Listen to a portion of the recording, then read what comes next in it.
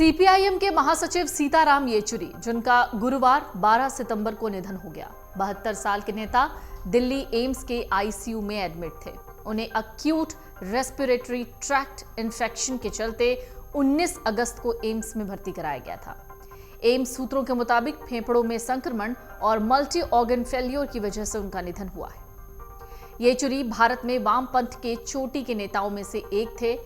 इसके साथ ही येचुरी के निधन के बाद उनके शव को दान कर दिया गया है। आज हम आपको बताने जा रहे हैं सीताराम येचुरी कौन थे और क्यों उन्हें कॉमरेड कहा जाता है। सीताराम येचुरी कम्युनिस्ट पार्टी मार्क्सवादी का नेतृत्व ऐसे वक्त में कर चुके जब इस पार्टी का भारतीय राजनीति में वर्चस्व कम हुआ। हालांकि कॉमरेड सीताराम येचुरी कहते थे कि सीपीएम का संसद और विधानसभा में भले ही प्रतिनिधित्व कम हुआ हो, लेकिन देश का एजेंडा तय करने में अभी भी सीपीएम का अहम रोल है। सीताराम येचुरी के प्रारंभिक जीवन की बात करें तो उनका जन्म 12 अगस्त 1952 को तत्कालीन मद्रास में एक तेलुगु ब्राह्मण परिवार में हुआ। उनके पिता एस येचुरी आंध्र प्रदेश के परिवहन विभाग में इंजीनियर थे। माता कल्पकम येचुरी सरकारी ऑफिसर थीं। सीताराम येचुरी की शुरुआती पढ़ाई हैदराबाद में हुई। 1969 में दिल्ली आए। यहां पर उन्होंने प्रेसिडेंट्स स्टेट स्कूल नई दिल्ली में दाखिला लिया। स्टूडेंट लाइफ में येचुरी टॉपर थे। हायर सेकेंडरी की परीक्षा में पूरे भारत में टॉप रहे। इसके बाद सेंट स्टीफन कॉलेज नई दिल्ली से अर्थशास्त्र में उन्होंने बीए ऑनर्स किया। 1975 में जवाहरलाल नेहरू विश्वविद्यालय यानी जेएनयू से अर्थशास्त्र में प्रथम श्रेणी के साथ स्नातकोत्तर की पढ़ाई पूरी की। एमए करने के बाद येचुरी जेएनयू में ही पीएचडी करने लगे। ये दौर था 1975 का।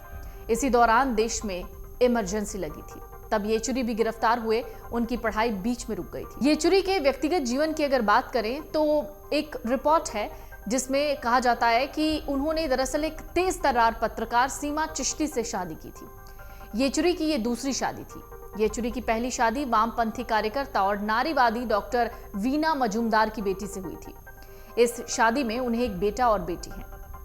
कॉलेज में पढ़ते हुए सीताराम येचुरी वामपंथी विचारों से प्रभावित हुए और 1974 में स्टूडेंट फेडरेशन ऑफ इंडिया से जुड़ गए। एक साल बाद वो सीपीएम से जुड़े। आपातकाल के दौरान उन्हें गिरफ्तार किया गया था। इस दौरान देश में लोकतंत्र की बहाली के लिए उनका संघर्ष जारी रहा। 1977 से 78 में वो जेएनयू छात्र संघ के अध्यक्ष बने। इस दौरान इस विश्वविद्यालय कैंपस में लेफ्ट की विचारधारा को पूरा फलने फूलने का मौका मिला। देश में वामपंथ के दूसरे बड़े नाम में शुमार प्रकाश करात की मदद से उन्होंने जेएनयू को वामपंथी विचारों के अध्ययन और प्रतिपादन का बड़ा केंद्र बनाया। 1978 में Sitaram Yechury student federation of India के ऑल इंडिया संयुक्त सचिव बने। बाद में वो इसके अध्यक्ष बने। 1984 में येचुरी को सीपीआईएम की केंद्रीय समिति के लिए आमंत्रित किया गया।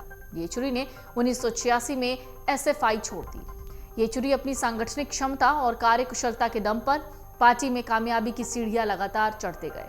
1992 में सीपीएम की 14वीं कांग्रेस में वो पॉलिट ब्यूरो के लिए चुने गए। 19 अप्रैल 2015 को विशाखापत्तनम में पार्टी की 21वीं कांग्रेस में सीताराम येचुरी पार्टी के 5वें महासचिव चुने गए। येचुरी ने पार्टी की कमान प्रकाश करात से संभाली, जो लगातार 3 बार 2005 से 15 तक पार्टी के महासचिव रह चुके थे।